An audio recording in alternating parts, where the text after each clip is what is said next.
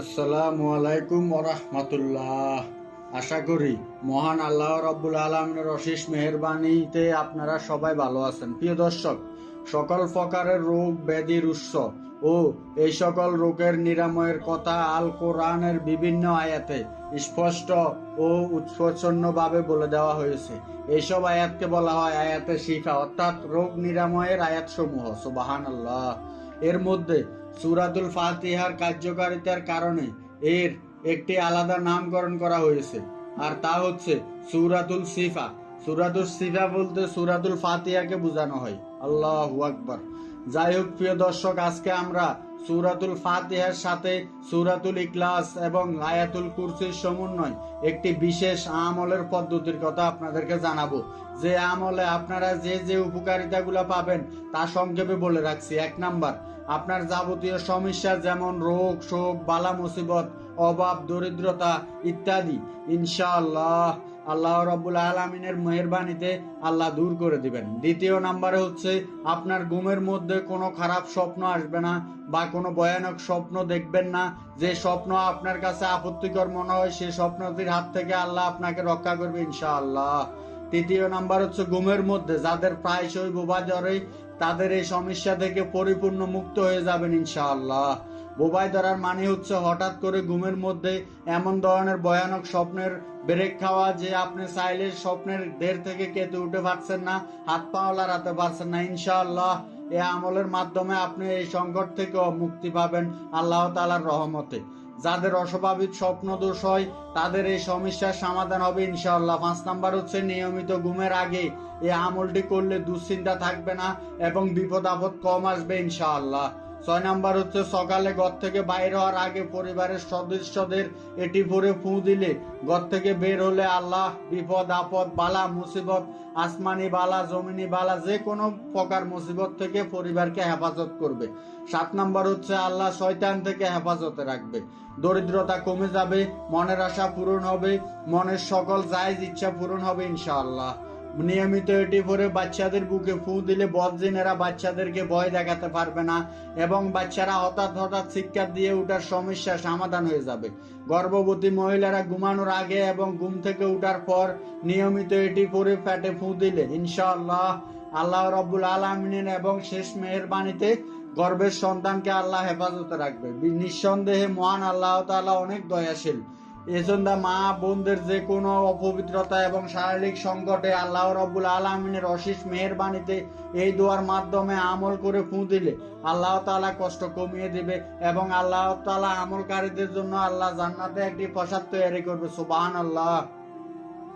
রাসূলুল্লাহ সাল্লাল্লাহু আলাইহি সাল্লাম বলেছেন, যে ব্যক্তি শুধুমাত্র সূরাতুল ইখলাস 10 বার পড়বে আল্লাহ তার জন্য জান্নাতে একটি প্রাসাদ তৈরি করবে। সহিহুল জামি 6472 নম্বর হাদিস।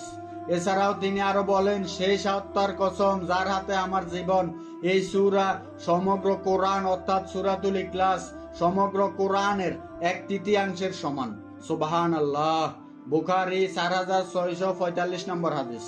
নবী করিম সাল্লাল্লাহু আলাইহি সাল্লাম প্রত্যেক রাতে যখন ঘুমানোর জন্য সেজদা গ্রহণ করতেন তখন 2 হাতের সিটু একাত্রে জমা করতেন এবং তাতে 3 কুল ভরে ফু দিতেন। তারপর তার দ্বারা দেহের উপর যতটুকু সম্ভব মাথা চেহারা ও দেহের সামনের অংশ থেকে এরূপ তিনি 3 বার করতেন।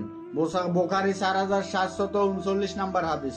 এছাড়াও কোরআন মাজিদের সর্বশ্রেষ্ঠ আয়াত আয়াতুল কুরসি, যার ফজিলত এত বেশি যে রাসূল সাল্লাল্লাহু আলাইহি সাল্লাম বলেছেন, প্রত্যেক ফরজ নামাজের পর এই আয়াত পাঠ করলে মৃত্যু ছাড়া জান্নাত যাওয়ার পথে পাঠকারীর জন্য আর কোনো বাধা থাকে না। সহিহুল জামি 5 নম্বর খণ্ডের 339 নম্বর হাদিস। হযরত আবু হুরায়রা রাদিয়াল্লাহু তাআলা আনহু বলেন, হযরত রাসূলুল্লাহ সাল্লাল্লাহু আলাইহি সাল্লাম বলেছেন, সূরা বাকারার মধ্যে এমন একটি আয়াত রয়েছে যে আয়াতটি পুরো কোরআনের নেতাসমূহ তা পড়ে ঘরে প্রবেশ করলে শয়তান বের হয়ে যায়। তা হলো আয়াতুল কুরসি। সহিহা 972।